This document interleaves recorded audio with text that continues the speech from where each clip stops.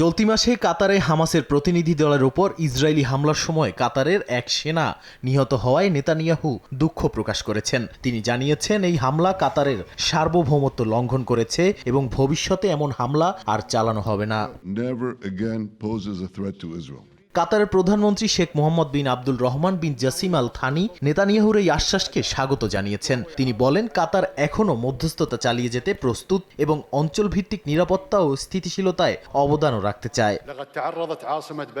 Hamad bin খলিফা বিশ্ববিদ্যালয়ের এক অধ্যাপক বলেন, নেতানিয়াহুর ফোন কলে ক্ষমা চাওয়া একটি গুরুত্বপূর্ণ পদক্ষেপ। তিনি আরও বলেন, কাতার কখনোই মধ্যস্থতা চালিয়ে যেতে পারবে না যদি নেতানিয়াহু প্রকাশ্যে ক্ষমা না জানান। তবে ক্ষমার ভাষা এখনও অস্পষ্ট। ক্ষমা শুধু নাগরিক নিহতের জন্য নাকি পুরো রাজধানীতে হামলার জন্য, সেটাই বড় পার্থক্য তৈরি করেছে।